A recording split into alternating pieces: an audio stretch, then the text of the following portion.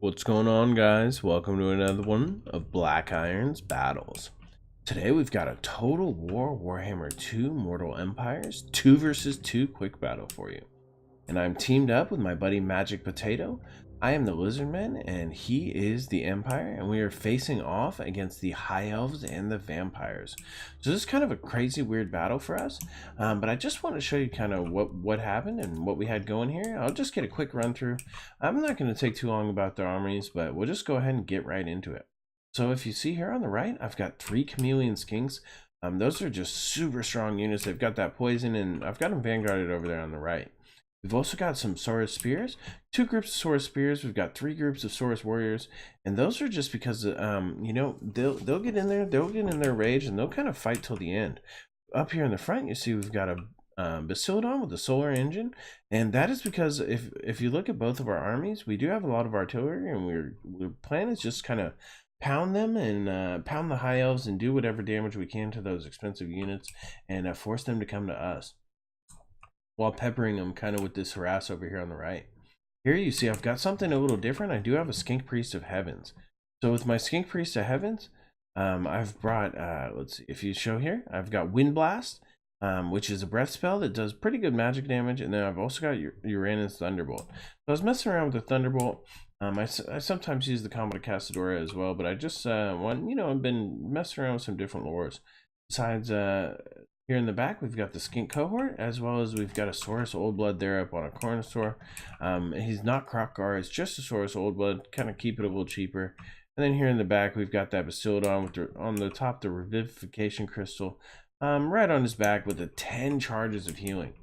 Last but not least, over here, hiding in the forest, we do have these Cold One Spear Riders. And for the 1,000 gold, they bring anti-large and armor piercing to the mix, so they'll do some pretty good damage if they can catch some expensive cavalry units. Here for Magic Potato's army, you'll see he has brought Karl Franz on top of a cavalry mount.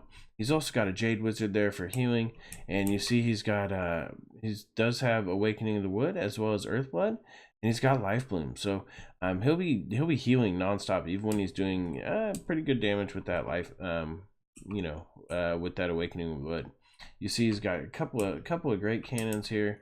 He's also got all sorts of flagellant units. Got 3 groups of flagellants there. He's got a couple of groups of swordsmen here to just kind of soak up damage. And if you look over on the left, and I think he's got some spearmen also. So he does have some spearmen. He's got those flagellants, and so you can see here his whole goal is just to do major damage with these handgunners and all of these ranged units, silver bullets. I mean, tons of damage. All of these units, cannons and stuff. So his big range damage, and just kind of have a front line, set it, forget it, and the great swords will come in here and cut anything down that remains. Across us, you can see here for the vampire player, he does have Barracks Reaver. So he's got some Black Knights with those lances and barding. Those are, I mean, they just look so cool. Look at them, they're on their skeleton mounts. Oh man, they're awesome, and those guys will do some major damage. Besides that, you see here in the forest, he does have a Banshee, as well as there's 2 groups of Illyrian Reavers hiding here from the High Elves. So they do have a forest force there hiding. He's got some nasty shock cavalry over here on the side, and besides that, he's got some zombies. He does have the Tithe, which there's I think 150 of them, which is more than the 120, and they'll actually get a few kills in a battle. We got a whole front line of zombies here just to absorb the shock. Got some skeleton warriors there in reserve, and then in the back he does have the Graveguard and the Stearnsmen, which are his major damage dealers. Here in the middle, you'll see he does have 1 Terrorgeist. Those are, I just love the way those look, so awesome. And you see the Terrorgeist actually, if you look there, does have Death Shriek, which is it's a Dragon Breath, so it does have the ability to shoot Dragon Breath. Besides that, we've got the Claude Nagash here, the Regiment of Renown, and always looks so cool. That's that chariot. It gives all sorts of AoE effects, and it'll just be in there trying to kind of draw health away from the enemy and just do some. And he does have the Kemmler, Heinrich Kemmler, so he's brought Kemmler. He's gonna be casting like a madman over here. So for the High Elves, you saw that he had those Illyrian Reavers over there in the corner. He also does have the princess up here on the dragon, so that'll be kind of fun. He's got Talisman of Loek, Add some extra damage, tons of range damage. Does have the Star Dragon breath, so that'll be doing some good work. He's also got an Eagle Claw bolt thrower, as well as a fully chevron group of white lions. So look at their stats: 48 melee defense, 45 melee attack. These guys are just buffed up, so they'll be actually a lot harder. I did notice pretty quickly that they had those chevrons when I was playing, so I will try to hit them pretty early with my solar engine. Besides that, he does have these two groups of spearmen. He's got a ton of Lothar and Seaguard with shields, so he's 4 groups of those. So those are going to be the major problem for me. I really want to take those out pretty quickly. Besides that, they have anti-large and all that with those spears. Once they get into melee, they have a ton of armor, and they'll do some good work with those. Here in the front, you'll see he's got those 2 groups of swordmasters, super expensive, super strong. And that is just, if you can tell, that's kind of the theme of that high elf army. Is this? He's just got really strong elite units. So before I bore you guys to death, talking too much, I know I'm just super excited to get back on these videos for you guys. I hope you guys are having some fun, you know, watching again, getting back from these holidays, getting back to normal. And you see, we're just gonna all just be kind of moving up our units and posturing a bit. So we actually have some pretty good artillery advantage on them. All they have is that one Eagle Claw bolt thrower, so it really won't do some good. So if you see, this great cannon is already going to be taking some shots, and it is going to be just nailing that Claw and Nagash. So super important is to take out that Claw and Nagash, because that thing is so expensive that if you can take it out with those cannons, that almost makes the cannons pay for themselves. If you see here, we've got our solar engine here up here in the front. I'm just kind of trying to wiggle him around and kind of decide what I want him to do. We're going to go ahead and just kind of start harassing. We'll get our skinks over here, the chameleon skinks. Get him shooting some poisoned blow darts in there. And we'll do just a little bit of damage to that princess. I mean, we haven't done a ton of damage, but we have actually gotten a few hits on the sword masters. We've gotten a few hits. Oh, look at that. That great cannon. He's already having to use an invocation and a hex. So that Claw and Nagash, I mean, it's healing back. Those two cannons are nailing it pretty good. Over here on the right, actually, this Bastildon is starting to take some hits from those Lothar and Seaguard, and oh, boom! Look at the shot though. I saw them all lined up, and I thought that'll be a pretty good hit. So we've got some pretty good hits, but we're gonna have to get out of there. That Bastildon. We're gonna go ahead and we're gonna want to move our. I think I moved my revivification crystal up pretty soon here. Try to get him to cast on this Bastildon before too long. Here in the back, you'll see that they've kind of moved their cavalry up here on the left flank, and they've got that Cloud and Nagash kind of hidden here in the forest. But it is almost dead. If you see here, it's got only 1,000 health left, and those cannons, oh man. Here in the, oh, I forgot about that. So here in the back, there was a group of dire pack, those regiment of renowned dire wolves. They were actually able to get here in the back, and they did some good damage. They were able to take out one of the cannons, but we were able to I used those he had some Empire Knights, and I was able to use those Cold One Spear Riders, and we took the dire pack right out. So they just went right down. The main battle is almost engaged over here, and you see here, these units are all kind of spread out. So the Flagellants and the Spearmen, they're going to be able to get right on those Varix Reavers. Here in the back, these Cold Run Spear Riders, I really want to get them up and get them engaged in the battle. But the main lines have engaged over there on the left. Over here on the right, you'll see, look at that, boom, another big shot from that solar engine. And he's got 26 kills, but at this point, we're kind of just harassing, and I really just want to help. I've got my Cold Run Spear Riders over on the left, and I see these units are all amassed, and watch this. There we go. Boom, look at we're getting good kills. That Skink Priest, I didn't hit quite as well as I could have, I think. But we're not doing too bad, and I missed with a Thunderbolt over there. So he is paying attention. He dodges the Spearman out of the way. But we keep getting some good shots off with this the Solar Engine. We're up to 41 kills, so not too bad. My Skink Priest of Heavens is kind of, you see, kind of just dodging around. They're taking a few shots at him, wasting a few shots. And this princess over here is not sure what to do as well, because those chameleon skinks are just kind of harassing. Over here on Magic Potato side, we're doing pretty well. My Cold One Spear Riders are up to 50 kills, so they're going to pull back, and I'm going to get them right on top of this Terrorgeist. and their anti-large bonus is really going to help. Even, he's Magic Potato's got his units all separated. You see these silver bullets are just blasting broadside right into this Terrorgeist, and he's also bringing these Empire Knights, so he is having to pull that Terrorgeist right out. Every unit here in the front, all these zombies are the great swords and the flagellants. I mean, flagellants are perfect units to cut through those zombies. So when we get these Cold One Spear Riders and these Empire Knights into the back of those Varix Reavers, that's a real problem for them. Here for the High Elves, you'll see we get another shot, and I just missed it, but look at that. There's just a ton of damage done now.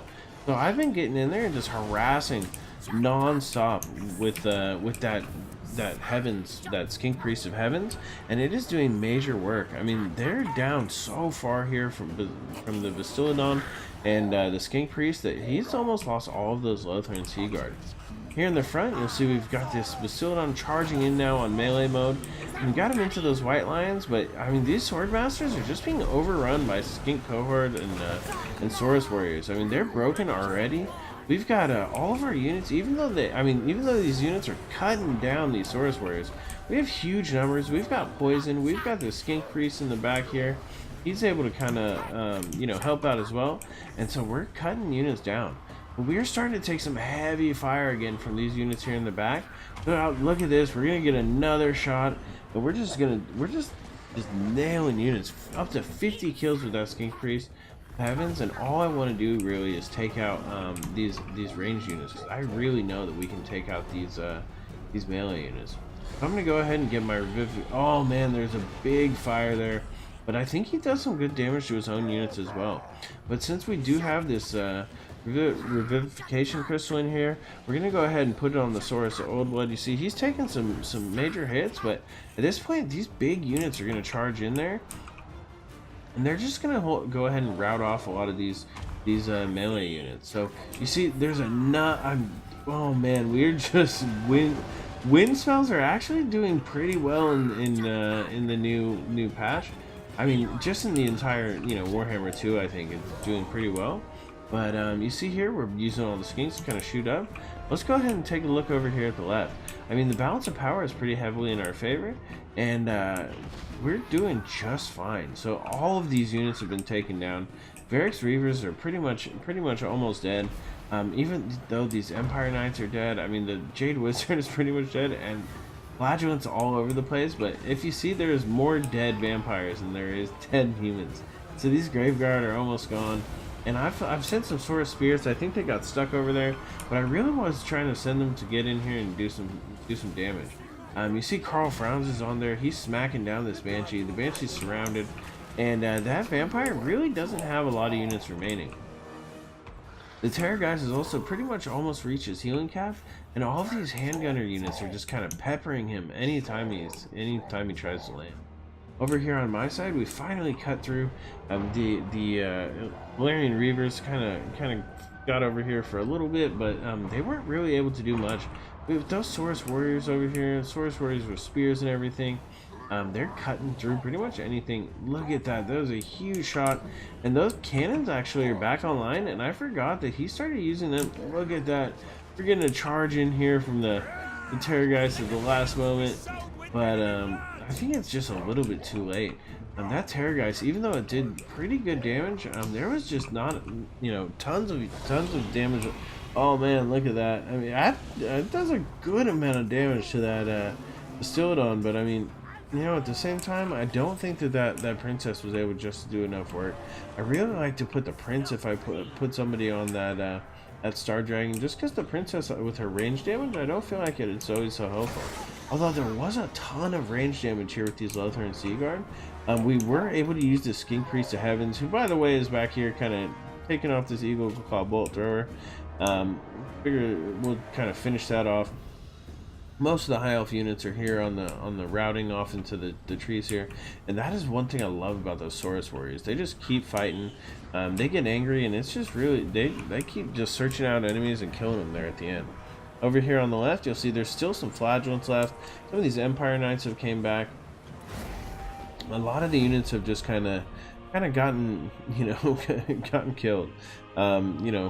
Vampire units are tend to crumble. Those cannons are still on, so All of those handgunners and those cannons were just firing the whole match.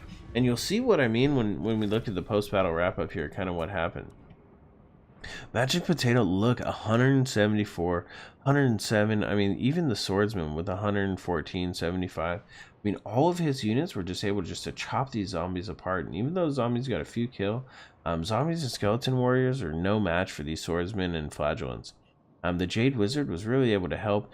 He was just blasting pockets, casting heals, and I mean, every unit of Magic Potatoes just had hundreds and hundreds of kills.